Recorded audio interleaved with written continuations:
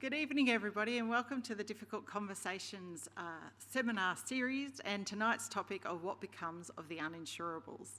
First, I would like to begin, as we always do and must, with an acknowledgement of country. I'd like to pay my respects to the land of the Ngunnawal people, the Jagera and Turrbal people. I lived for a long time in Canberra, and pay my respect to their elders past, present and emerging. And I want to say in this very special place of the State Library of Queensland on the banks of the river of the Maiwar in Meanjin that we have a particular responsibility to think about and respect and try to pull into this conversation our First Nations peoples. And I do pay my respects to my colleagues, First Nations colleagues from Griffith University that are joining us online. And everybody online, good evening. It's lovely to have you online and it's lovely to have our audience here in person. So I want to talk to you first a little bit about the Deep Listening Tour. So we'll just watch this little video. We're here in Mount Isa for a few days and we're talking to locals about what they think about climate justice. If you extrapolate out for hotter and more extreme weather, there are issues like it's hard to get around the town, it's hard to find things to do, it's hard to find work that isn't focused on particular mine and hard jobs. There's a lot of talk about lead in the soil and what people do and what families do to try to avoid high lead levels in children, for example. And so they were most of the concerns. We heard about domestic violence and the lack of domestic violence facilities. So it was this idea of how to make Mount Isa a really vibrant community. Across some of the communities that we've already visited, I think that this threat to sustainability in some ways is more exacerbated in the Mount Isa context just because of the reliance on, the big industry, the mines and that. So I think that kind of going forwards, this is going to be the real important point for the town, being able to see the opportunities. And we heard this, there is actually a desire perhaps for a renewable energy industry in town. I mean, that's fantastic. When you've got communities that are already orientated and they're ready and they would like to take action, I think that that's kind of the best that we can hope for in terms of climate justice and seizing some of these opportunities around sustainability and a just sustainability at that. Water is clearly a theme of justice for people, so they feel like water is precious, water is very important to pastoralists and people in the town, and it was a theme that came up for everyone we talked to. One of the things that has been a consistent theme throughout all of the communities that we've talked to has really been about this idea of sustainability, the idea that they do still want their town to be here in 50, 100 years. They are planning for a future, they want that future, they want to ensure that they don't lose people back out to the cities and that they can retain enough of a community, culture, opportunity and innovation right here in the regions so that they can continue to exist. And I think that that's a really important point. We know that there's buy-in from the community to still be out here, so we need to look at, well, how can we support them best so that they can still be out here? Having the opportunity to visit Mary Kathleen, which is a nearby old depleted uranium ghost town, essentially, in operation for about 30 years. Once the resources were depleted and the township kind of moved on, the concern for Mount Isa residents was really, if we are so dependent on the mine, and something does happen to it in the future, then really what is the town's future? And I suppose even in the kind of here and now, there was a desire for greater economic diversity in what sustained the town, as well as giving people options. So I think that was a really important part because ultimately Mount Isa is on that main arterial from Brisbane and Darwin, but still, people are concerned about, well, what does the diversity of sustainability look like for their town? It's really interesting what a strong sense of community you get the moment you arrive in Winton. There's a very close-knit and cohesive kind of message that you get as a tourist when you enter Winton. I saw a lot of passion. I saw a lot of people who are working hard to bring the communities and regional areas along with them, but also a lot of uncertainty about how that would actually happen in reality. For me, some of the justice issues that really stuck out to me were around youth justice, therefore. Are we selling out the futures generation, their whole livelihood, their housing options, and some of the people we talk to mention this. They don't want to feel like they've only got one option going forwards. They want to feel like, okay, we've thought about some of the issues and how this will affect very different remote areas, and we've got options. So I think that that's a really important part of this whole thing, right? If we're looking to climate justice, then how can we understand how communities are experiencing justice and injustice? And then secondly, empower them with options so that they can address that when climate action is being taken and we really need to adapt as a community. Here we go.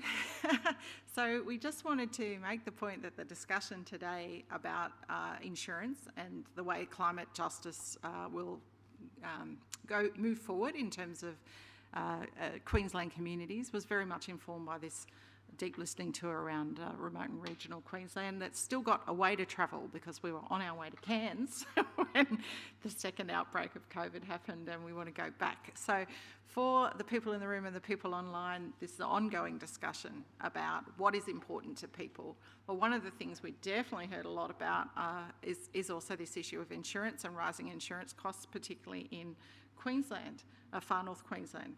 So very quickly, this is what the Climate Action Beacon is. So it's a $5 million 5-year investment by Griffith University in interdisciplinary research, which is focused on providing the community with action, the ideas for action, the motivation for action, particular types of transitions and what that looks like, and the theme of climate justice. So this series of conversations is really part of this climate justice theme, that whatever mitigation adaptation we go through, it should be just and it should be human rights informed. So you can situate what's happening here tonight in that broader context. But there's a lot across the beacon, 70 odd researchers involved, and we're really hoping that you get involved with the larger idea of the beacon as well. So let's start on what becomes of the uninsurable. So we had a workshop this morning, and I would like to say that the workshop had a series of people, human rights lawyers, insurance professionals, community activists, but there was also a lot of people not in the room, which we'd like to acknowledge, and we'd like to get a wider conversation going about this issue. But at the moment, we're trying to grapple with the shape of the problem.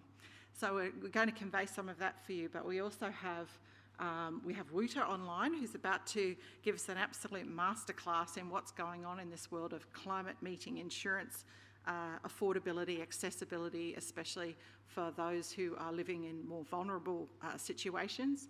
And I will introduce Wouter in a moment.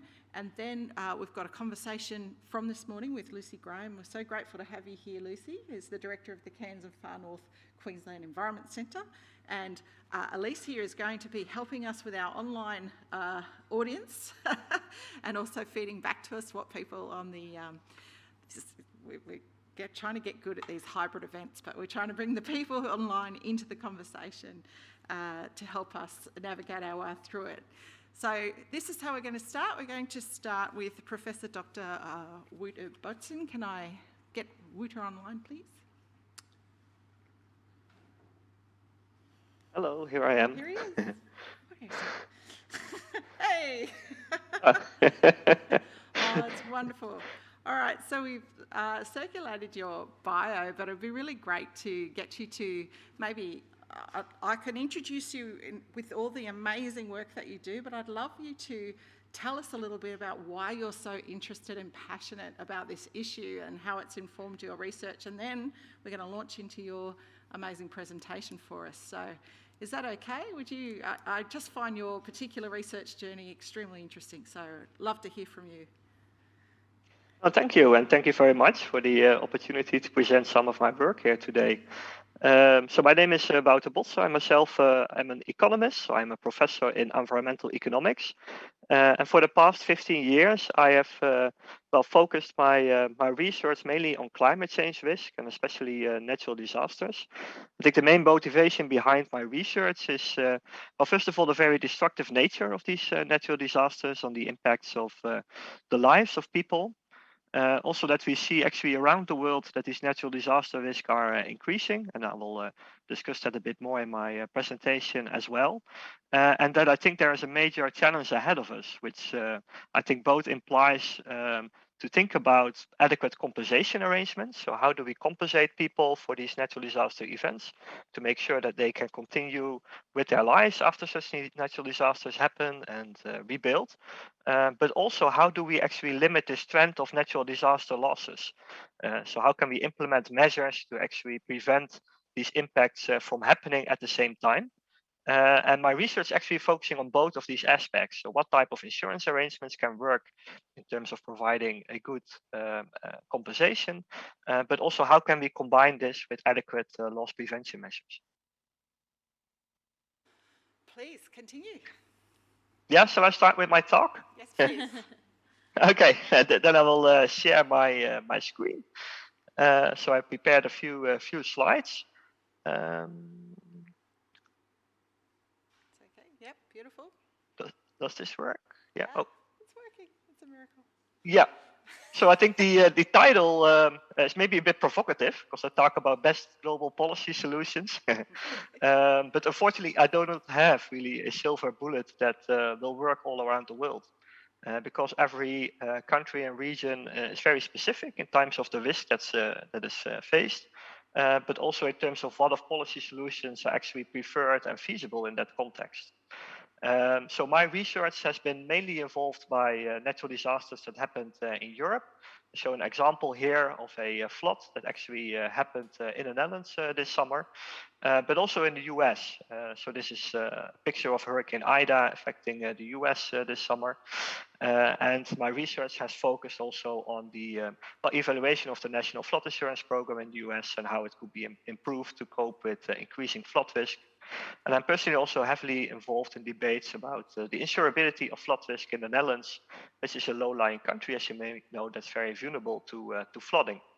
And I think some of these lessons could also be useful for Australia, and that's what I will focus on in this presentation. So it's good to know, I think, also the wider context. So as I said, natural disaster losses have been increasing around the world. That means that the type of discussions that you've been having today in Queensland are also happening currently in many places around the world. Well, the importance of this topic can be visualized with this figure that actually shows from 1980 up to now how worldwide natural disaster losses have been increasing. So here we show in blue the trend of the total economic losses and in red the proportion of this that is insured. So both are trending upwards. What's also noticeable is that there's a gap between these two lines, so that also many people around the world are facing losses that are currently not insured, which also is a main motivation to think about how they could be insured. So people also often wonder what's really the cause behind this trend. Well, a lot of research has been done about it. And it shows that the main contribution has been population and economic growth in areas that are prone to natural disasters. So basically this, for example, implies that more and more people and more buildings and assets are located in disaster-prone areas, such as around the coast. Also, some studies have shown that climate change may have only contributed to a small proportion of this trend. In the future, it's actually expected that climate change is expected to become more dominant in these natural disaster loss trends. So here I summarize some of the evidence of the IPCC that, for example, shows that warm spells and droughts, heavy precipitation events, river flooding, intense tropical cyclones, and also extremely high coastal water are expected to occur more often around the world, and that there's a quite high confidence in this now based on the current scientific evidence. So that means that we have to prepare for increasing natural disaster losses in the future.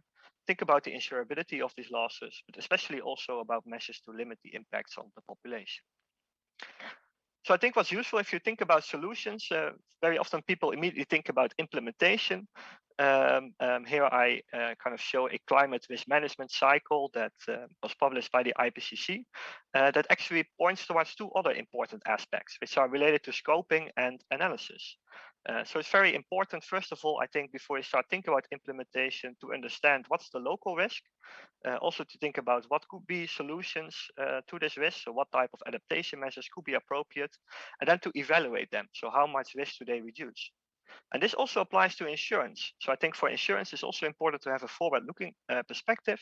So assess what type of changes in extreme weather risk may occur in an area, what will be the impact on insurance, and how can different reforms of insurance markets contribute to lowering the risk and to lowering the impacts on people.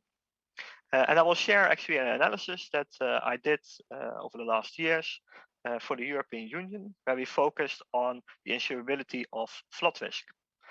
So why flood risk? Well, flooding is among the most damaging natural disasters in the EU. Also, flood risk is expected to increase rapidly in certain areas in the EU due to this combination of climate change as well as economic growth in flood-prone areas. It's often believed that insurance can be an important adaptation tool to this increasing threat. Because first of all, it spreads risk among the populations, provides financial compensation that may facilitate a quicker recovery after a flood. And depending on how insurance is designed, it may also provide risk reduction incentives. However, it's also questioned whether insurance in the future can still fulfill this role because of the challenges faced by climate change. So that implies that maybe reforms are needed in flood insurance markets, and that's actually what we analyzed. At the basis of such an analysis is often a risk assessment, and in this case we applied a global flood risk model. It's called GloFris. I'm just going to explain very briefly in general terms how such a model works. So first of all, it simulates the hazard. So based on hydrodynamic modeling, it can estimate what type of areas can be inundated by a flood, what will be the flood extent, how high will be the water depth. Then based on exposure information, so what type of buildings are, for example, located there, you can estimate the damages by assuming a certain vulnerability that, for example, indicates at a certain water level how much of the properties will be lost. This can actually be repeated for many types of flood events, so smaller ones, very severe ones with different probabilities. And this gives you then an idea about the annual average flood damage that is faced in a certain area. And this is an important indicator, for example, for examining the impacts on insurance and determining flood insurance premiums. Now, how did we analyze this in the EU? Well, we actually applied an integrated model of assessing the flood risk, but also assessing the impacts on insurance as well as on insurance consumers. And this is done in different steps. So first of all, we applied this flood risk model, but then also did future simulations. So what if you have climate change in the future, and these events may occur more frequently, then the hazard in the model changes. But if you have economic growth, there will be more exposure in certain areas, and then we can assess the risk changes. Then we analyzed for different insurance arrangements in Europe, what does that mean for premiums? What I think is interesting in Europe is that each country have implemented different types of flood insurance arrangements. So we categorize these in different flood insurance systems. So first of all, there are some systems that have more solidarity structures. So they have flat premiums, so all the risk is shared among the population and the insurance is mandatory. Others have more a semi-voluntary system where insurance is compulsory, for example, for mortgage requirements, but not for other people. So then for partly it's a voluntary market, and for others it's actually compulsory. And in other countries it's a completely free voluntary market. So people can choose themselves whether to insure or not. And this has different implications for the insurance premiums.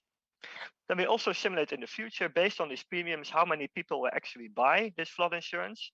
Is this flood insurance still affordable for people if these premiums change?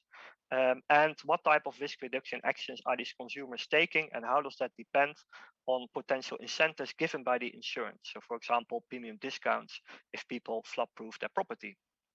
And then we assess, well, what are then the future risks, the premiums, what is the affordability of this, and what will it do with the market penetration, so the percentage of people buying the flood insurance. So I'm just going to highlight a few results, mainly to draw some lessons about this, about desirable flood insurance market reforms. So we can actually assess these risk change for many different climate scenarios, and here I assess it kind of for a middle of the road climate scenario, so not very extreme, but not very low either. And then I show here how does this expected annual damage, it's called here EAD, develop from now up to 2050, up to 2080. And this is in billion euros in a geographical area in Europe that's called NUTS 2. It's basically the province level.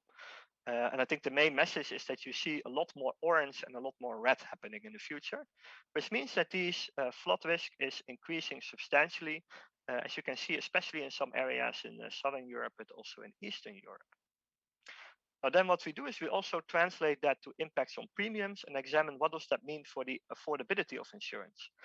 Because if you think about insurability in general, very often insurance companies would say, well, we can insure basically everything as long as we are able to charge a very high premium, right? But then people are, well, if they cannot afford the premium, are not willing to pay the premium, then a risk becomes uninsurable. So that's why it's important to focus on this. So what did we assess? Well, we also examined if these premiums change because of this changing risk.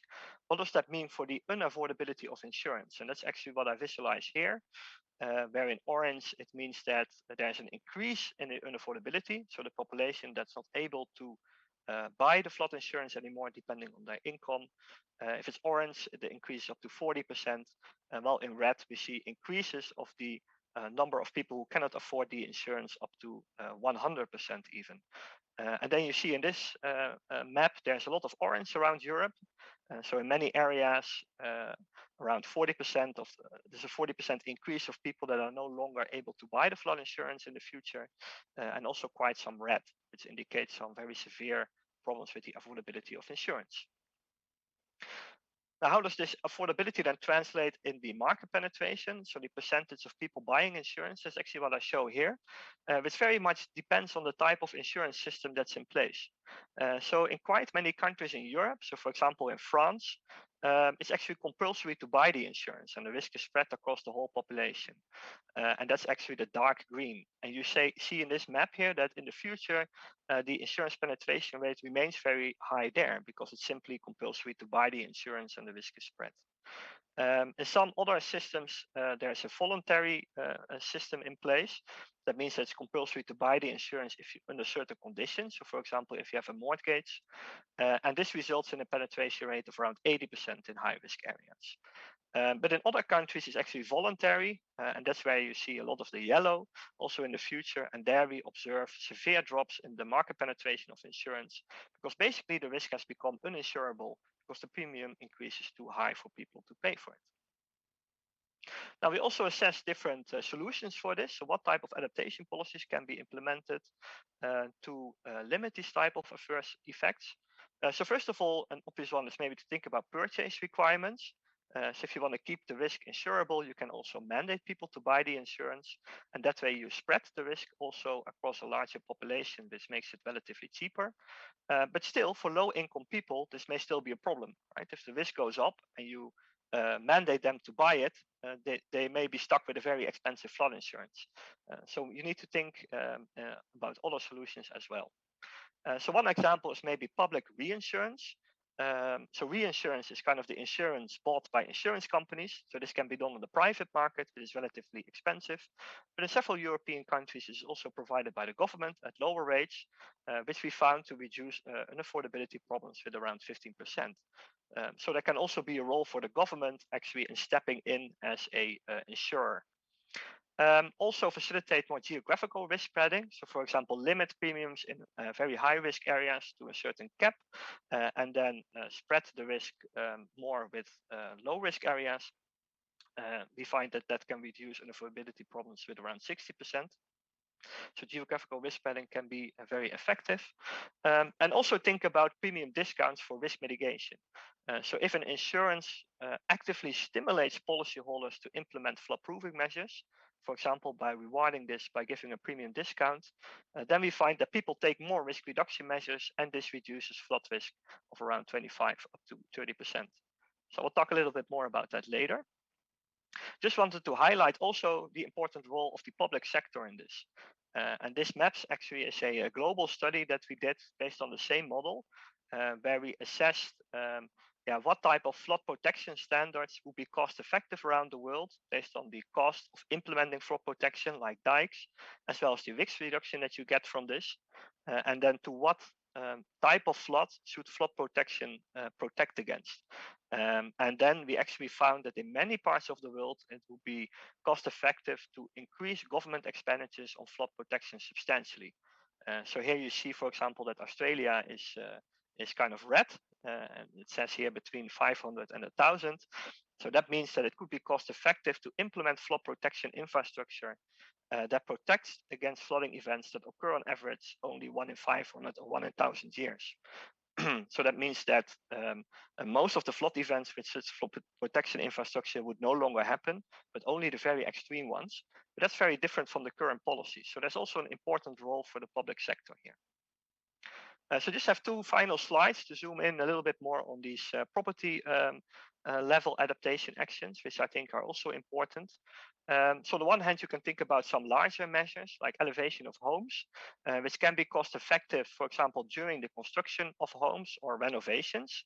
But it's good to realize that also there are many low cost options available for limiting extreme weather damage. So for instance, flood or dry flood proofing measures often imply only small adjustments to the homes, but could save a lot of money. But different academic studies have shown that people will very badly prepare for natural disasters, as you may know. Just wanted to highlight an example of such a study. So we actually followed households along the Rhine River in Germany between 1980 and 2011, and then examined how many of those households have implemented different flood risk reduction measures in their home. And that's actually what these green bars show here for different types of measures. That distinction is not very important, but we also plotted that here in relation to the number of cases of flood damage as indicated by flood events happening, and that's highlighted in blue. And that what we see is basically that people take a lot of measures in 1993 and 1995, which is actually when there were severe flood events along the Rhine River. But very few people take measures without such a direct threat of flooding. An exception is the year 2000, and then there was actually a flood warning, and many measures were taken in response to this, but then little damage happened. So I think what's a lesson from this is also that people only prepare for these type of events and take risk reduction measures when there's an immediate emergency. Well, actually want to do have them do this before. And the question is, how can we do that? So I think insurance can also play a role in this. So some more proactive solutions for insurance that can be taken to actually stimulate people to take these measures would be the following. So first of all, it's important to create risk awareness through communication strategies. But insurance are the experts in assessing the risk, so they can also share that information with individuals. Many insurances around the world, after a disaster occurs, they focus on building back in the same way, which I think is not a good idea. We should think about building back in a more disaster resilient way. And this is also something that can be stimulated by insurance companies after events. Also, many people and homeowners, they do not have the expertise to know how to protect themselves against natural disasters. So I think there's also a role to offer advice and services for how to make buildings more weather resistant. Then also, these type of measures are often costly for people. So we must also think about what's kind of their reward for them to take these measures. But insurance could provide financial incentives for property owners to limit the risk. So for example, give insurance premium discounts for people who implement these type of risk reduction measures. But then if you discuss this with insurance, then often they say, yeah, but we're not really sure whether the measures are really in place. So can we really give them a premium discount? A potential solution for this is to think about certification schemes. So for example, in Germany, they work with this Hochwasser Pass, where a certificate can be provided if households have implemented flood risk reduction measures. And then with that certificate, they can go to their insurance company to get a premium discount. So you can also think about these type of solutions. And also, a final point that's also important to realize is that while many people will not have the funding actually to implement risk reduction measures if they simply do not have the budget for this, but in the long run, this may pay off because they may have lower insurance premiums or lower flood damage costs in the future. So you could also think about loan products with low interest rates for financing risk reduction measures. So just a few concluding remarks. I will go over this very briefly. So I think climate change actually requires forward-looking natural disaster risk assessment methods. So think about what will be the change in risk, what will be the change in premiums. Many of the analyses that are currently done kind of stop there. But I think we should also think about what are then the impacts of changing premiums on consumers. Are these premiums still affordable or not? And what does this mean for insurance demand? This type of assessment can also be used to inform what type of adaptation measures are effective and what type of reforms are needed in insurance markets. So what do we see based on the study that I presented, but also many others, that it may be desirable if risk becomes too high to move towards public-private flood insurance systems, where, for instance, the government covers part of the risk in terms of reinsurance, but that we also give incentives for households to take risk reduction measures. And also, that is very important to not only insure the damage, but also think about adequate incentives for risk reduction. So although we observe that many measures are cost effective, that can be taken also by households, very few individuals take them because people very badly prepare for this type of risk. And I think there's an important role for insurance to stimulate taking these risk reduction measures. But also it's really important to study in every area what really works and what doesn't work in terms of triggering people to better prepare for these type of events. This can actually be done with survey research as well as economic experiments that can assess what type of behavioral strategies or risk communication campaigns can really be effective in a certain area. I did a lot of that research myself, which I didn't present it here, but just want to highlight that's important. Just to conclude, this is too much information, but I just want to highlight that a lot of the material I presented here is documented in different studies. And if you're interested to hear more about it, you can always contact me. Thank you so much. I love that you gave us homework. All right, so I'll get Elise to check the chat to see if there's questions, but I might lead off with a question, and then people in the audience feel free to. We're going to ask to the questions now, and what we're going to ask you to do is line up for the microphone so that the people online can hear you, but please don't touch the microphone in any way. It's a COVID requirement. Yeah, you don't have to have your mask on, but don't touch it, don't lick it. I don't know why you would. But so while you're doing that, Tanel, this is your chance to ask a world expert these questions. From the discussion today, could we just ask about, have you done any, or is there good thinking coming out of the EU about people who rent? So that was a third of Queenslanders rent and maybe don't have contents insurance, maybe can't have that conversation with their landlords about retrofitting the house or taking that mitigation measure. Is there any good research coming out which is something we should think about for helping people who are in renting tenancy situations? That's a very good question, and that's really complicated, of course. So I think what's important to realize that if, as a policymaker, if you take a long-term perspective, right, then you can also look ahead in terms of your building code regulations about how you should build in flood-prone areas. So, for example, we see this expansion in many areas around the world, more people locating in flood-prone areas. Also, over time, many buildings get substantially renovated. And then as a local government, you can also require that buildings become more flood-proof, for example, by elevating them or by requiring different flood-proofing measures. And that way, there will be a certain minimum standard that then landlords have to stick to, which in the long run will also protect tenants. But of course, I can also imagine that, in the short term, maybe that doesn't provide a quick solution. So that's a substantial challenge, I think. And also what you mentioned in terms of many tenants not having flood insurance. I think this depends very much on the local situation, but I think awareness is also an issue. So, for example, if I think about this in the Netherlands, we realize that many people are simply not aware about this. And simply informing them about the risk and the different insurance options also as a government may already help people. Thank you very much. We'll go to Janelle. Hello, thank you very much for sharing. Sorry. I didn't lick it. That's good. And I'll stand back. That was great. Thank you very much. I want to be an agitator or a provocateur because I've done very similar work in this area, and I use the World Risk Reporting and the Potsdam Institute work. Have you used that at all? Because it has a different formula and it goes a little bit further than what you use, and it puts the human factor into it. I mean, you talked about customers and having people mentally or physically prepared for disasters.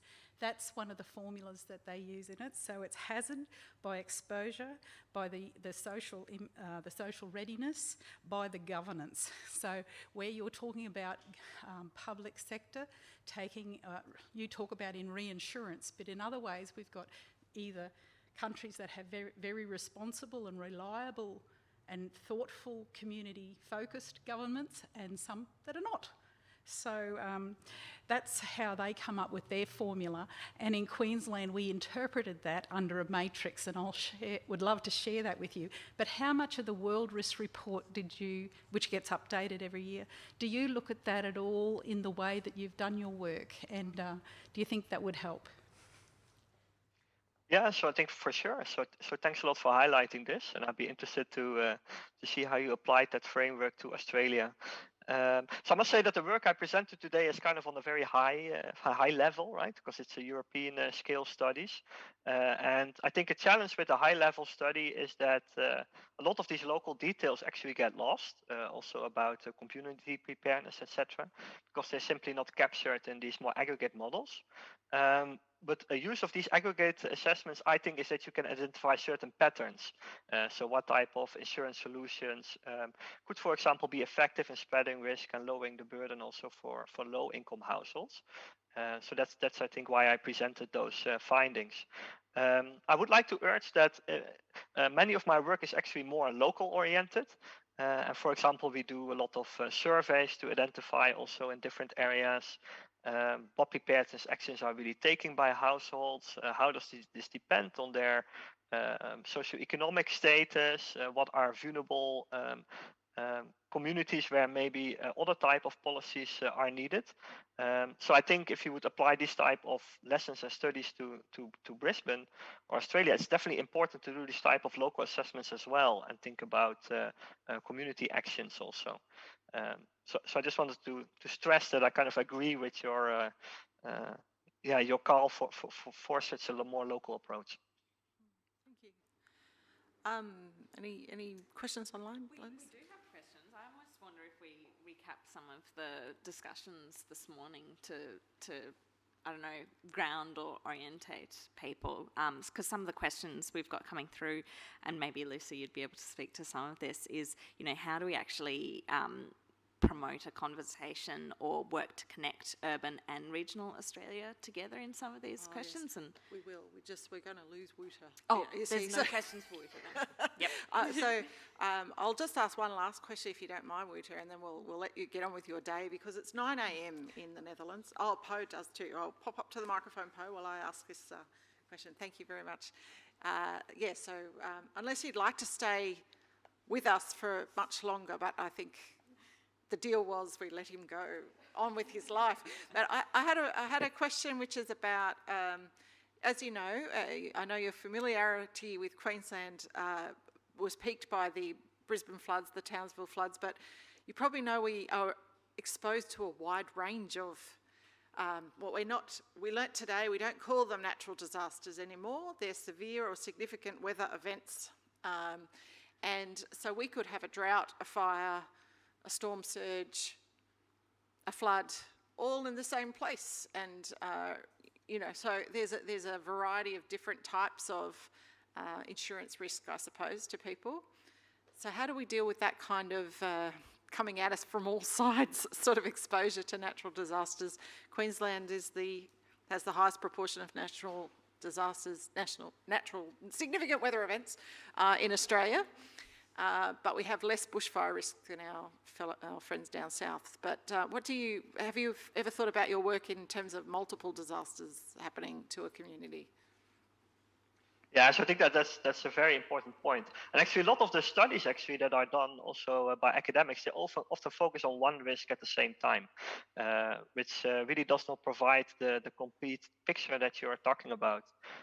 So I think definitely for this particular area, it will be important to do multi-hazard risk assessments to also see how these risks interact, because in the end they are not independent, right? Because all of them are changing at the same time in relation to climate change. This also means that you well, as a government, you need to plan in an integrative manner for this.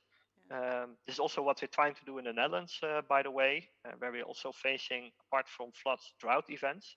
But that means that you, well, really need to take a long-term perspective in planning for your infrastructure adaptation measures in a manner that they are compatible with all these changing risks at the same time.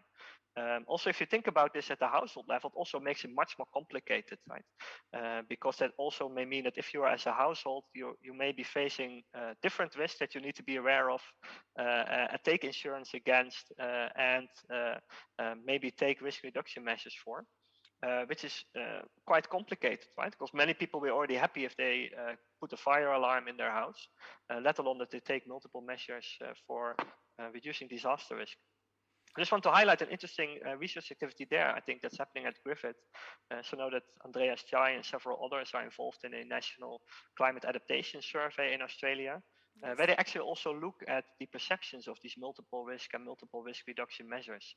So I think it will be very interesting to learn from what comes out of that study. Yeah, that's right. It'll be launching soon, everyone. We think December, right, Natasha? The climate survey results. Yes, but yes, we ask about that, how people are, because our bushfire season and our cyclone season actually overlap. So our amazing water law expert here, Po Ling Tan, hit us with a perler. Thank you for that very interesting presentation. Now, my question is not about the local level, but higher about infrastructure operators. And as you know, Queensland has multiple disasters or significant events, so we have to plan for water security, drought, and then plan for floods. And a lot of the infrastructure operators now cannot find insurance. It's not a question of cost, it's a question that nobody wants to insure. So what is the experience in Europe? What happens? Because if there's no insurance, then the state becomes responsible. So what is the experience in Europe? Yeah, I think that's a very good question. So we do see that, well, in various insurance markets, governments are intervening more significantly to make sure that, well, adequate loss compensation can be provided. So in that sense, I think what you described that's happening, yeah, it's quite consistent actually. So that if the risk simply becomes uninsurable, then I do think there's a responsibility also for the government to think about what type of risk compensation mechanisms can be put in place, because they're in that case the insurer of the last resort, I would say. Thank you so much. We will now let you get on with your day, I believe. Oh, there's a question over here. I'll hit the microphone. Thank you. No, that's all right. It sort of follows on from that question, which is, I suppose, when we're talking about some of the mechanisms for adapting, it's those individual relationships between households and insurance companies. What I was wondering about, though, is if you look at it at a regional aggregate scale, then you can start to talk about scales of economy and regionally how much an economy makes. I was talking to a friend in 2016 about this in Oxford and the Oxfordshire region. You know, it's worth billions upon billions, and if that floods, then that goes. So one of the mechanisms that we were chatting about was the idea of a green bond. So that's where you basically go in at the aggregate, and it has to be at a government level, but you can start to have negotiations with insurance companies around that, and then around mitigating and providing some of those adaptation the bigger measures that you need to do. And it also means that you can do it at a sort of a lower cost level. I was just wondering if how much of Europe is looking at that in terms of a larger aggregate strategy? Yeah, I can maybe answer this for the Netherlands. So the Netherlands, of course, Yeah, the situation in that sense is quite extreme, because about 2/3 of the country lies below sea level. And there really a national strategy is needed, because also there's huge economic exposure and huge potential losses. And actually flood protection can really be seen as a public good, because it's a relatively cheap investment that the government then can make to protect a large area. So in that case, I think there's definitely a large role for the government to finance flood protection infrastructure, and to also think about residual loss compensation mechanisms, which may be connected to green bond, to bonds, but not necessarily. Right? I think it also depends a bit on the borrowing position of the government. So, for example, in the Netherlands, we had a flood this summer. It was not a very major one, by the way, but for the government, it is relatively cheap then to go to the capital market, get loans, and then to pay the reimbursements based on these loans, because the interest rates are very low, and then it may be cheaper than having a bond. But of course, that's not always the case, and not always the case for every government also, because lending conditions differ. Thank you. Thanks so much. We are right into it. Thank you so much, Professor Botson, for your time. We're really grateful. We if people have further questions or queries, we'd love to avail ourselves of that email address that you kindly showed people. Yes. It would be wonderful if we could ask you further questions. But we wanted to hear the European experience, because I feel like the conversation there is a little more progressed than it is here, but going in the same kind of direction about who bears the risk, what is the role of government, what happens to the lowest household income folk, what happens to the most vulnerable regions. So these are all questions Queensland is facing now. There's one last comment. We've just found out from the Insurance Council of Australia that they're releasing their report tomorrow on actions of the sea. So if you've ever wanted to be terrified, currently you cannot buy insurance cover in Australia, comprehensive insurance cover for what is called actions of the sea, which is storm surges, sea level rise and coastal erosion. You can get certain products in certain combinations, but you can't get comprehensive cover, and the paper that's coming out is going to think about how the insurance industry in Australia thinks about actions of the sea in relation to the latest IPCC report. And we all sat this morning going, what now? You don't what? Because as it was also pointed out to us, 95% of Australians live 50k from the coast, right?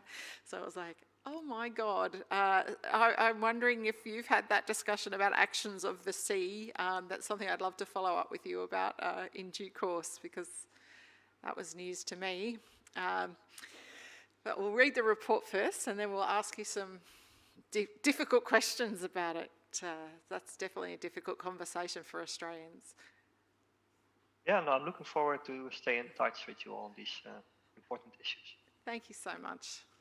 So we'll just say goodbye.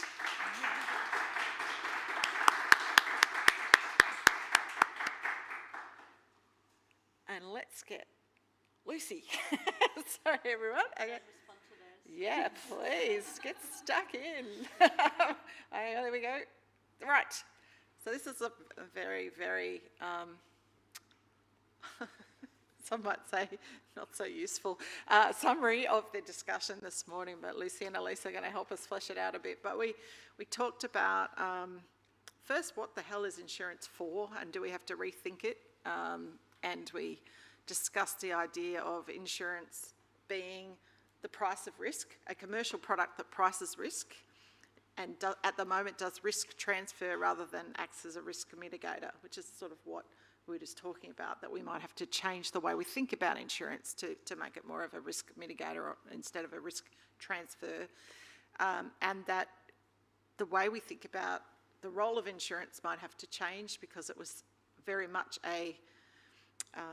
an individual choice of a person to make a choice about what kind of insurance is a commercial risk product, as opposed to the idea that we are all at threat from particular types of climate impact that we need to protect ourselves from. You see what I mean? It's a sort of a slightly different idea about risk that the insurance industry is facing. And even though we focused just then on the EU, we're also very interested in what's happening in the US, where the sustainability of the insurance companies themselves, the industry itself, is a little bit at risk. And we heard from insurance brokers some really interesting issues about equity. So if you want to buy basic home insurance in Brisbane, you get the choice of up to 15 providers and you get basically the same kind of range of cost.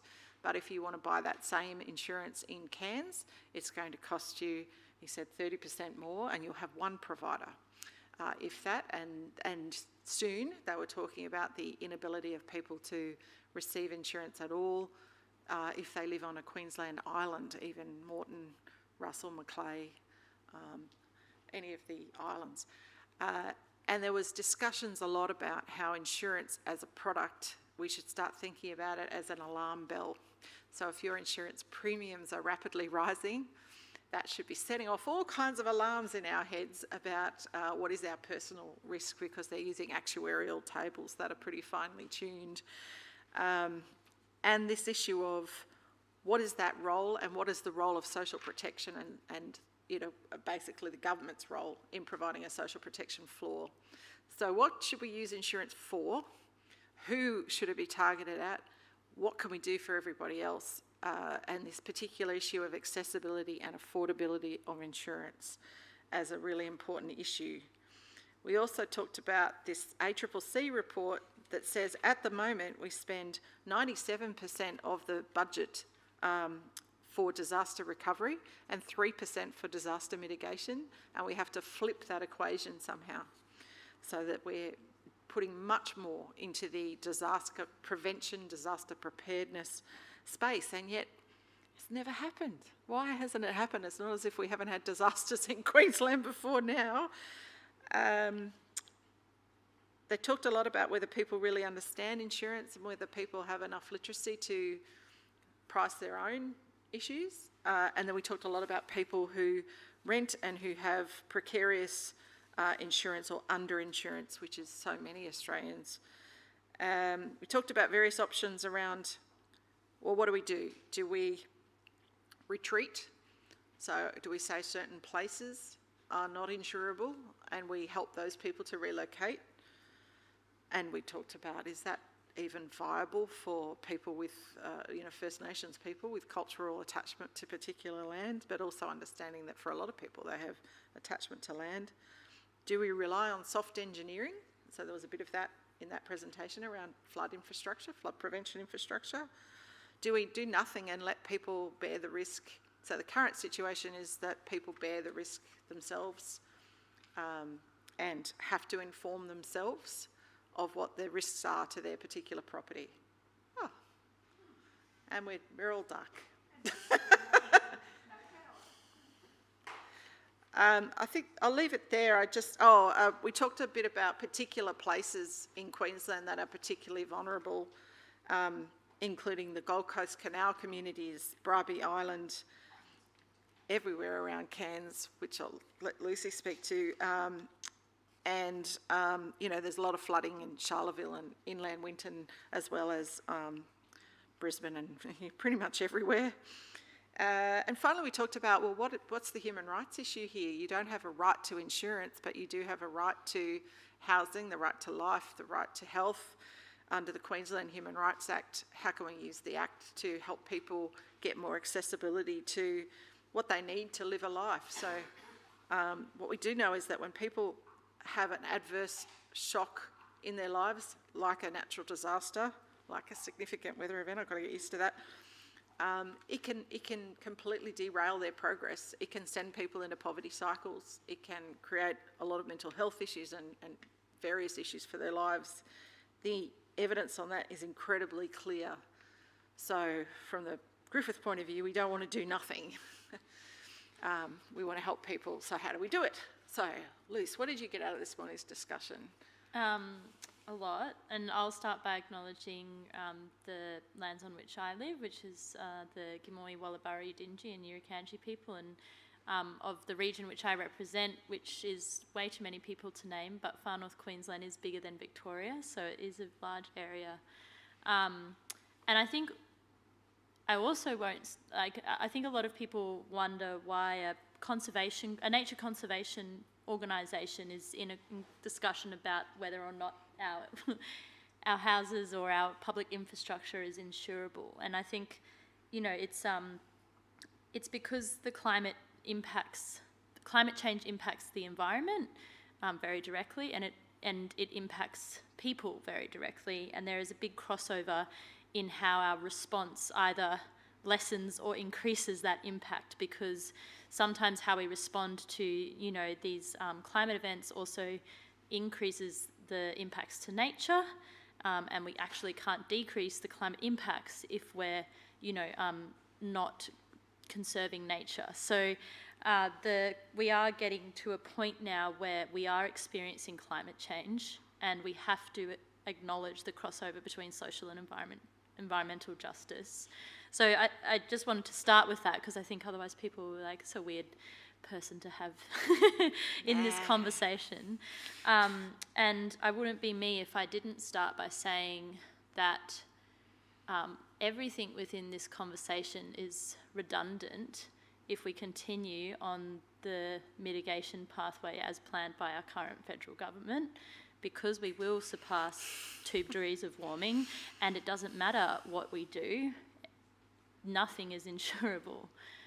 So, you know, I think it's always important to ground ourselves in that really important conversation about why is 3% of our efforts been put to, you know, preventing our exposure to these risks. And one of the questions I asked the room today, you know, in our workshop was, you know, how would government efforts to reduce risk change if they had to bear the cost of insuring people? If they had to do the insurance payouts, I think things would radically change. They would want to be reducing the amount of payouts they were having to make. But I think what your actual question was, was what did I get out of the room today? Which is a really fruitful conversation with different sector partners about the reality of this situation. And I think the really unnerving reality is that the conversations that we are having with our local governments and state and federal governments and different stakeholders is not at the difficult conversations level that you guys are hosting. So it's really important to be able to be very real about what is happening and who holds responsibility for it. And I think it was really good to hear that there is a statewide understanding of the risks in far north Queensland, where, you know, when you talk about the social justice issue, it's like we have less jobs. The jobs we do have are not as well paid, but the affordability of insurance is much, much higher. So the inequity that is closely tied to these issues is really important to address.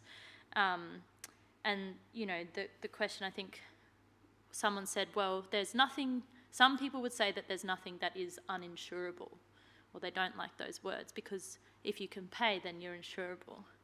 And it's like, I think our definition of what is insurable needs to be based in what is accessible.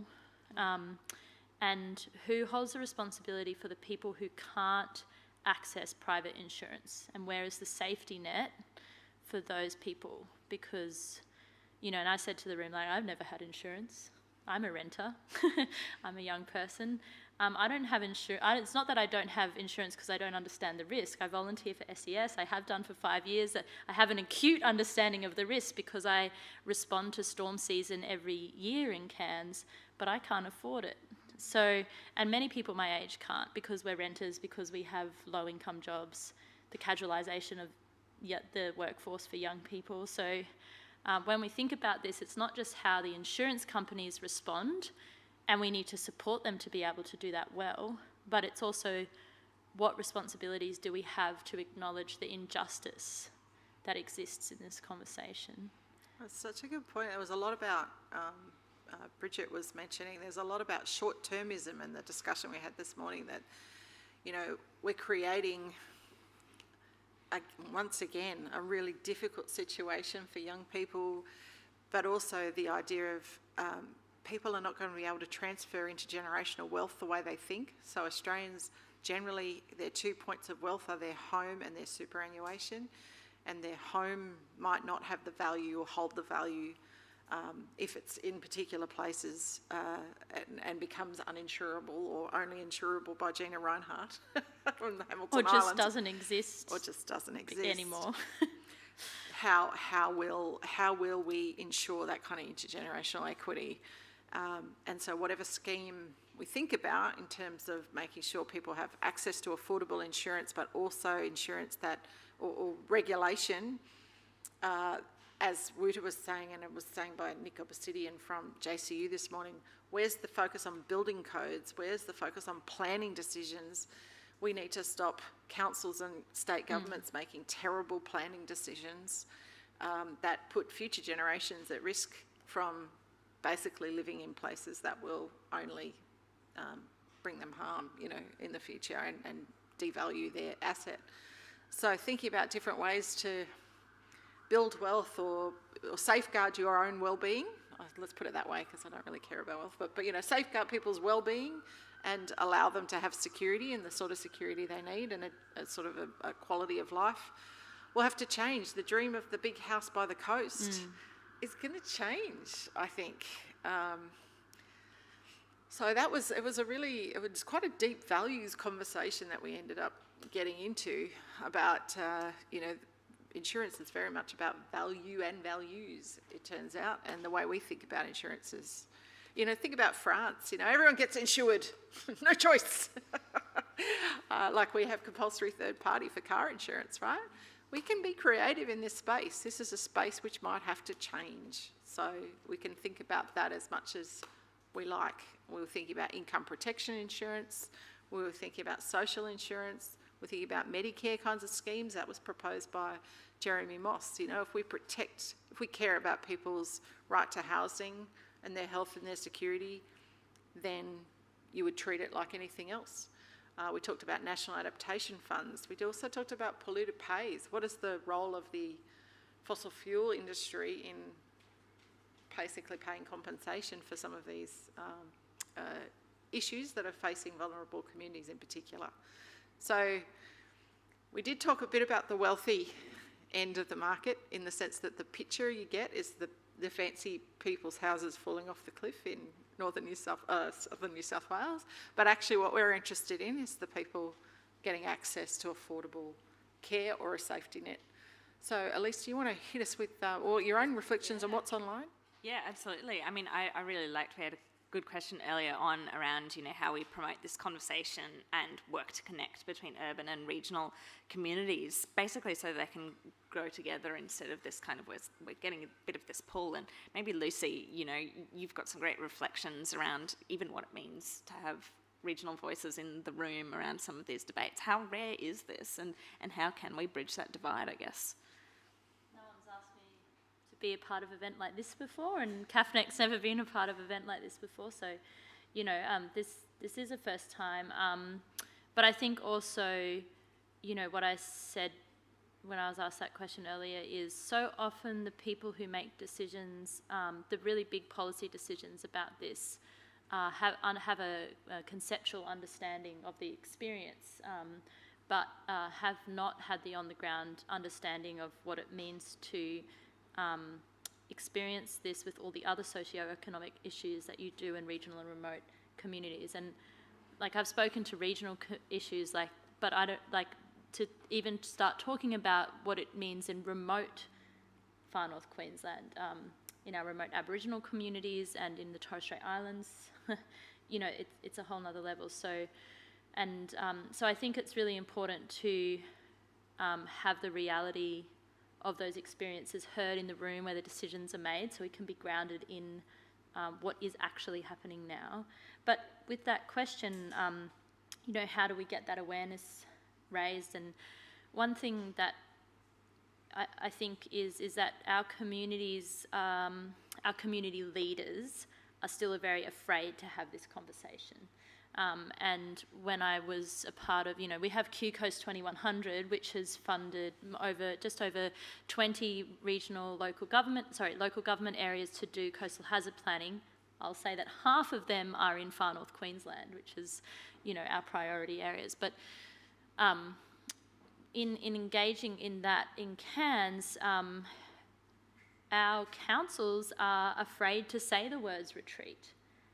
You know, our communities can't start that conversation because there has been such a lack of a conversation with our everyday people about this. And people can describe this. And so we've done door knocking in high coastal impact areas up in Cairns, and people will describe the impacts of coastal hazards very specifically, but they have no idea that there's anything that can change or that they can be looked after, or how that can be addressed. And I think what really needs to happen is we need to support our communities to have these conversations more, so that people are aware that this is an issue that has solutions, and if they're not a part of the conversation, they're not going to be very good solutions, really. And I think the Climate Resilient Councils, not many people know about that, but is an amazing project that's now happening in the Sunshine Coast area and up in Cairns and the Tablelands, is bringing together different local government areas to start doing really real planning for what it means to deal with these climate impacts. And so I think the state government can really support a really strategic approach across the state in leading and demonstrating that this is not a scary discussion but a necessary discussion, you know. And I don't think that we're seeing that leadership yet, you know, and so we can't expect our local governments who are underfunded and overstretched and dealing with big climate impacts to lead when our state government and our federal government, don't even get me started on that, we also won't. Yeah, we got told by local councils that their rates are predicated on land value, and if land value greatly depreciates, that will affect their revenue. They are very nervous about that. They also derive a lot of their income from planning permits, which will also be a problem. They're also starting to be litigated against. And they're starting to be litigated. So I don't want to start a conversation where everyone's like, well, right, we'll litigate then. That's right. We heard a bit about the very angry residents of Noosa who've just realised that climate's a thing and they're in all kinds of trouble. But, you know, that communication strategy for people is really, really difficult. We talked a lot about that too. How do you tell people? What sort of information should people have? And what should be the form of that? So if you buy a house in Rockley in Brisbane, you will be informed, you will be shown a flood map, and you'll be informed that this place is at high risk of flooding, and that will affect your insurance premium. That has to happen before you're able to buy a house in that area. But we have nothing that goes with the coastal hazard strategy. You know, if you're trying to buy a house like that poor gentleman, tell them about that poor punter. We were door knocking in Machan's Beach, a really high risk area, and someone had moved from Sydney and got permission to clear some mangroves and, you know, build a house on it, and then found out they couldn't get insurance, which is like, why are our planning codes and how are we still approving this? You know, it's building houses in mangrove, you know, ecosystems is a fairly, if you have to chop down a mango tree, just don't build your house, you know. That's a really good, simple rule to, like, let's put that in the Planning Act. But, you know, that's right. And I think there's another really big issue with the different levels of government. So with the Coastal Hazard Plan for Cairns, it you know, it sort of effectively says, if you choose to live in a high-risk area, you know, we can't help you. This is the local government. Yeah. But the state government has located and continues to improve and locate our critical infrastructure in the most high-risk zones. Our airport, our hospital, our schools. Cairns Hospital. It's a nightmare. And we're just about to spend, you know, hundreds of thousands of dollars expanding it, even though it's already experiencing inundation. At storm inundation. And our coastal hazard adaptation strategy maps for acts of the sea, but it doesn't overlay with flooding. So if you could imagine a scenario where you have a storm surge but it doesn't rain, you know, like if you have a storm surge, you have a flood. And if you're not overlaying those things to see what that impact is. So like just looking at coastal hazards, which is erosion, storm surge inundation and sea level rise, like Cairns is a puddle. But, you know... In fact, yeah, that's right. Actually, doesn't we map for have a cyclones. picture. So thanks to... Don't scare them. Yeah, no, I will. So this is high scenario, so high tide and 0.7 metre sea level rise. That's what Which is a conservative estimate. looks like there. There's the most conservative estimate under the coastal. So this is the Queensland AusCoast Coastal Risk Assessment Tool. So blue bad, right there. That's the We're looking at the Cairns. airport, that big blue patch up there. That's the airport. Yeah. So And that's the puddle that we were just referring to. the hospital is here, right here, and the mapping gets a lot worse when you put flooding on top of that. Here we go. You ready? Whoops. That's a bit 3 more metres. zoomed out. Yeah, increased cyclone risks and storm surge risks. That's basically all of Cairns underwater. That's what the black is. And if you think about cyclones hitting and hospitals needing to be evacuated down south, but your airport is inaccessible due to sea level or storm surges and the rest, I mean, you get a really complex picture. So where's the planning, I suppose? And that raises, yes, critical infrastructure issues, insurance issues, just really basic survival and life and death situations. And bad luck if you're trying to evacuate to Brisbane Airport, which has the same issues. Please come up, use the microphone. While you do that, I'm going to show you Brisbane. Or that's Brisbane and a 2% increase. So one of the good things about all this great data we're getting is you can visualise more easily for yourself what's going to happen. But that's not a flood, that's sea level rise. So if there was also a flood event on top of that, it looks quite different. Please. I was just going to ask what the interaction is between when you do start planning for those high-risk scenarios on the impact on urban sprawl, because if you look at Cairns in that situation, like where are people going to go? How much land clearing are you going to have to like move further up into the mountains? What sort of impact does that have on like high-density living planning? Is that conversation happening as well? That's why I was so interested to hear from Wouter, because, you know, the Netherlands has got not so much room to move, right? And so they're taking a lot of difficult decisions. But I think, you know, you were making this point today, what if people retreat to the tablelands and impact on other communities? We have a lot of course, Australia has space, right? But it doesn't have infrastructure that supports communities. Except for along the coast. And coastal hazards aren't our only climate risk. No. So, you know, we just, up in Cairns, it's like, yes, let's move to the tablelands. Ravenshoe's been on fire for the last 2 weeks. Did you all know that? Because I didn't. You know, and like Ravenshoe, west, yeah, just west of that area. And so, you know, there was big enough that our SES unit got mobilised because there wasn't enough RFS people. And you know, I mean, I'm sure that a lot of you probably don't know that 160 hectares of rainforest burnt in 2020 either, because it didn't affect human life. But I won't get started on that. But I think a lot of us didn't know rainforest could burn until Binnaburra went, and that was a horrible shock for many of us, I would think. And Tasmania, those particular forests, there's a lot of places burnt in the bushfires that.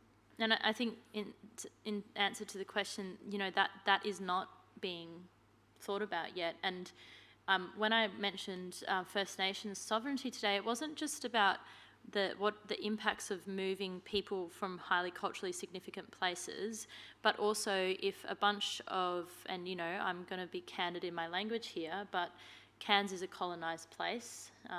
Colonialism is still very much a thing of today in this moment.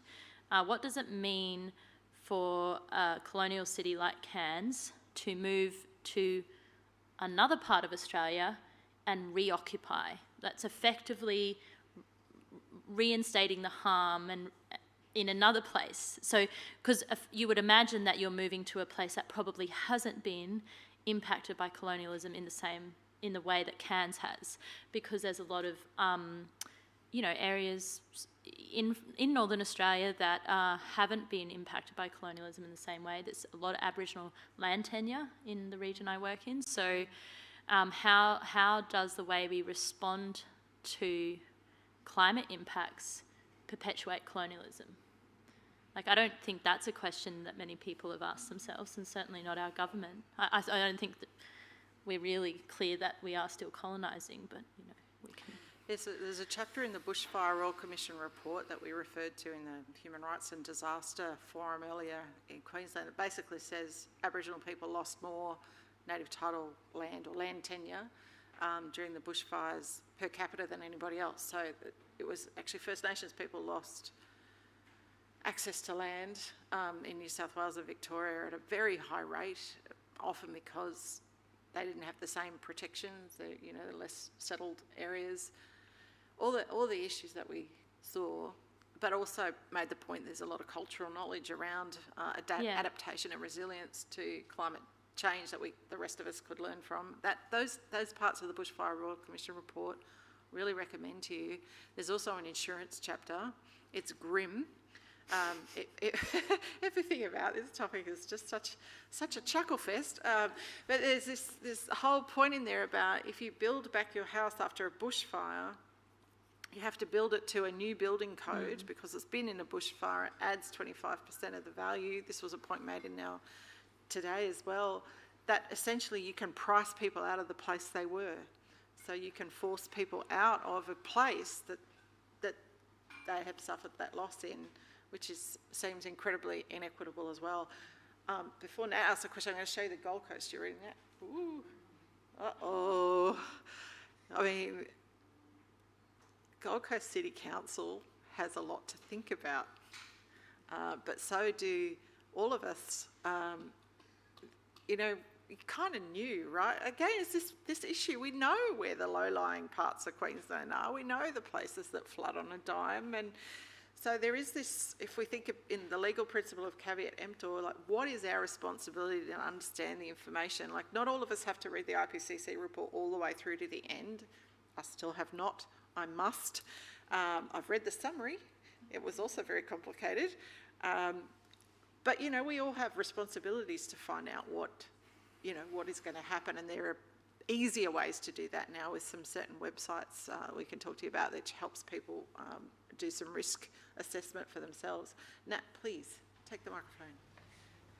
This is actually a bit of a sneaky plug, just to say that the session tomorrow evening, we're talking about this idea about ghost towns and trying to drill into this idea of planned retreat a little bit more, and how even the kind of imagining of that is all wrapped up in climate colonialism, and how some of the actions we take around adaptation are just reproducing those same dynamics. So yeah, if you want to join us to chew on those ideas a bit more, please do join tomorrow night. Yeah, I guess one other thing that I was kind of thinking about was about insurance redlining, and about how some of those existing practices of insurance inequity are just going to be extended out here. Like, we're not starting from a position where insurance has ever been equitable. No, it never has been. And so, yeah, I guess that's like with everything, the question of climate justice, it's all of everything we already have, but worse. These aren't new dynamics. This is an exacerbation of existing dynamics. Our market is not just. No. And maybe it raises a great question. We've got Elizabeth, who's been steadfastly asking great questions online. Thank you, Elizabeth. Who poses a question: do we really need insurance anyway? Is that kind of the more relevant question that we ask? What are the values that society holds on insurance that we should maybe talk about? I mean, what do the people in this room think? What does the panel think about that? In development, we talk a lot about community insurance models, which is basically complicated ways of people in a particular place helping each other through difficult times. That doesn't work if the whole village is facing the same problem at the same time. But generally speaking, most of the evidence I've seen from the development literature, so I'm not talking about Australia, shows that people who are insured are much better off. But still, there must be ways of dealing with this. Like, there must be more creative ways of thinking about how we protect people. And for me, it's always going to come down to rights-based social protection, as the first step. And then for people who have the basics, then they can go more. And if they want to live in a risky place, if you want to live on the dunes at Hamilton Island, well, that's terrible for a start. But if you want to build a multi-million-dollar house on the dunes of Hamilton Island, then you take that risk. But for the rest of us, people do deserve to live in a place where they have access to the right to health and housing and access, and government should be facilitating that right. But I'm really interested. We've got some proper economists in the audience, Rob, so I'm going to get you to take the microphone and give me the full economics argument, because as a human rights lawyer, Rob and I do personify the stereotypes of our disciplines, I'm sad to say. So human rights lawyer and the economist, let's go. Hi, my name is Robert Bianchi, Professor of Finance at Griffith. Should people have insurance? Very important question. Why does insurance exist? People may not know this, but the very first insurance policy was a Scottish insurance company that provided insurance for coal miners in Scotland. There were collapses of coal mines. Miners would die, and their wives and their families would be left barren. And that's how the insurance industry started. So what is insurance, and should you have it? If you carry a risk that you're not prepared to bear, or you can't handle the risk associated with that, you therefore need insurance. So if you're driving a $1,000 car and the car crashes and you lose your $1,000 car, should you have insurance? If you're driving a $500,000 Ferrari and you crash a Ferrari, should you have insurance? So it really depends on what you're wanting to insure, and if it is damaged, can you bear that cost? And if you can't bear that cost, you purchase insurance to transfer that risk to somebody else, which is the insurance company. So depending on what it is and the value of it, that will answer the question on whether or not you should have insurance. And are we good at understanding the risks? Are we good at, as the average person? So when I worked in the Department of Foreign Affairs, we spent most of our time saying, if you can't afford travel insurance, you can't afford to travel, to people who were trying to, yeah. But how are people meant to know what the risks of climate change are, for example, in their place, in their profession, in their particular circumstance? It's a great question, and I think the lesson from today, and it's not just on the issue of climate change, we can talk about COVID and other issues, but I think it's quite clear that there's issues related to risk literacy. Do people understand a risk, and can they quantify it and measure it and make an informed decision about that risk? Are they prepared to take that risk or not? And I think what we're starting to realise with COVID and the risks associated with COVID and obviously with climate change in this topic, that people are really bad at quantifying it, identifying it, and actually assessing their own risks associated with different issues in front of us. I have a protagonist's opinion. Yeah, please. I think, I'm not a lawyer, but I did one subject of law in my degree. Nice. But I think there's a group of lawyers who I have a deep respect for, and I think this question around do we need insurance begs the question of, is our current model of organising humans in the world working? And I think the answer is no. If we look at what's happening, the Australian Earth Laws Alliance is a group of very progressive ecological lawyers who are looking at how traditional and Indigenous people around the world manage their governance. And if you look at Australian First Nations people for 60,000 years without causing a global catastrophe. And so I think the answer to do we need insurance, yes, in this current context in which we govern our societies and have a market-based economy and a rights-based law system, probably we do. But if you had a law-based system, LORE, and a responsibilities-based system that put nature at the forefront, if we had valued nature in the way that thousands of years of LORE law systems asked us to, we would not have a climate crisis, and we wouldn't have to be asking these incredibly difficult questions. And so if people haven't engaged with the Australian Earth Laws Alliance, and that is a group that is connected with an international alliance of people who are looking at what responsibilities-based systems look like, and what are the, how our communities actually prioritise each other as well as nature. I think we do need to start questioning, and you actually referred to some of the great knowledge that First Nations people have in adjusting to changes in the climate, which, and a lot of that is focused on traditional burning, but I love listening to one of our elders, Guju up in Cairns, who's a Gimoy man, who talks about when, they used to live thousands of kilometres out to the east before the sea level came to where it is now, and how those communities moved around as a result of that. So it's a very long-winded thing to say, is like, absolutely we don't need insurance if we didn't have the current governance systems that we have that force us into these situations. But the reality is, I'm not saying it's just easy to reinvigorate and renew an entire global governance system, but I think we should be thinking about it, because it's certainly not working, what we're doing at the moment. I'd definitely like to give a shout out to Michelle Maloney and she's the an amazing who's woman. A Griffith person. Yes. Hurrah.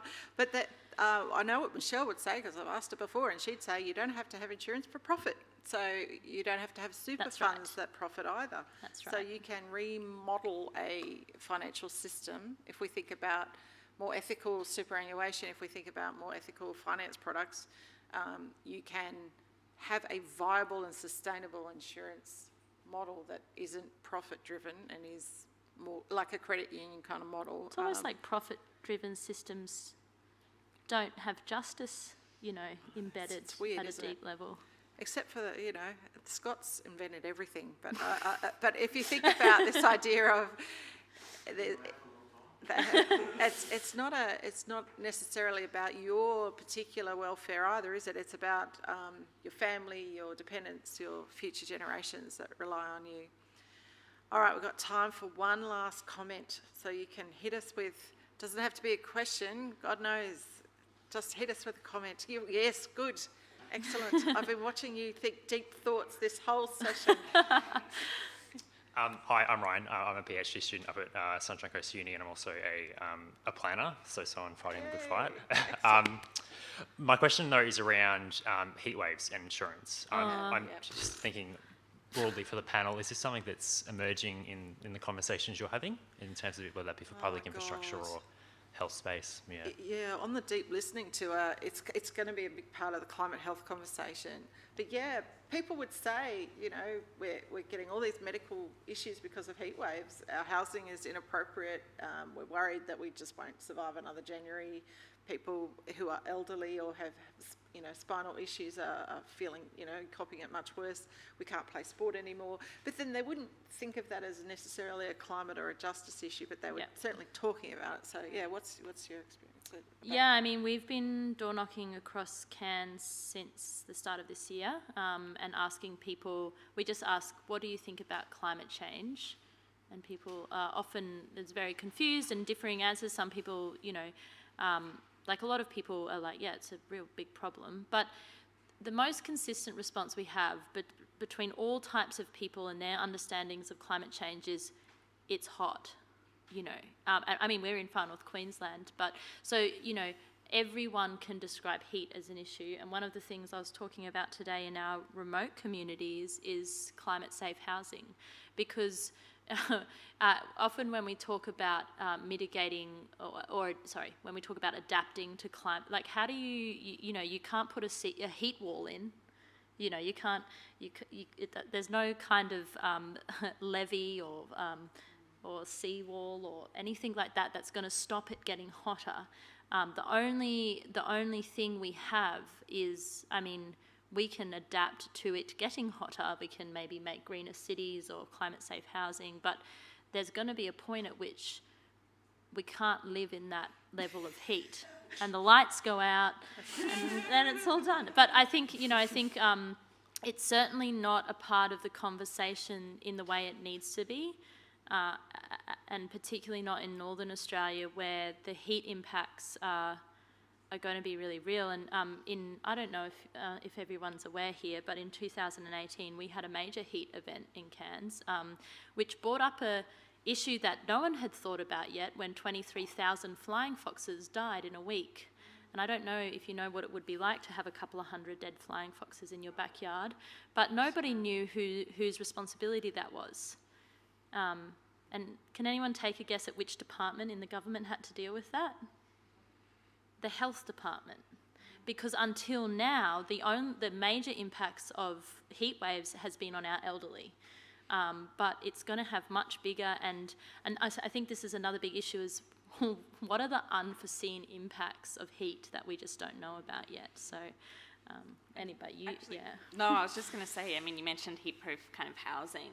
One of the other things that we learned about in Mount Isa was just the importance of growing grass, because lead is in the soil, and so if you've got kids or dogs running around outside and then they come inside, they're bringing lead into the home, and so hotter temperatures, less ability to grow grass to protect yourselves from lead poisoning. I mean, how does that also influence into insurance or house costs? Right, it's quite a complex thing, and I think that's probably the end message that I certainly got from the listening tour that we did was, it's just not that simple. The impacts and the outcomes from, whether it's heat waves, whether it's, increased cyclones or flooding or whatever it might be, we just don't know the full picture of how that'll influence people, but it's coming for us, from health, from insurance, from everything, and it's right here, as you mentioned too, so, yeah. Yeah, I mean, they were saying, the stuff you put on playgrounds so that when kids fall over they don't hurt themselves, not the asphalt, the bouncy stuff, it melts in Mount Isa, right? And they have to keep replacing it, and they only just put a shade sail over it. They were talking in Darwin about you won't be able to park on the street anymore, and I reckon there'll be large parts of rural Queensland where you can't park on the street anymore. And the roads start to I was going to say, the roads melt in Cairns every year. All the time. So there were people who were saying, oh no, climate change isn't a worry, but I am going to move 3 months of the year down south. I'm like, So this idea that people might have to seasonally adjust was another big issue that we heard a lot, that people were saying, oh no, I'm fine here in winter and I'm just going to spend 4 months of the year somewhere else. It's fine, Look, we've come to the end of our time. We've got a QR code. Tweet at us. Keep telling us who we should be talking to, where we should go to talk to them, what kind of conversations we would have, and particularly, what kinds of things we should be addressing to policymakers. We have huge amounts of readings like WUTA to give you if you're interested. But basically, for the folks online and for you in the room, we are so grateful for your attendance and your participation. We're really grateful to all the experts who joined us this morning and completely freaked us out. We're really grateful for them too, for their contributions. And now it just falls on me to say it's refreshment time on the river deck. I'm so sorry, people online. We're going to have really yummy food. I'm sorry, I just realised people are still locked down. Sorry, no, we're not. We're not going to hang out together and socially in public. So please join us on the river deck now and keep the conversation going. And for everybody, thank you so much.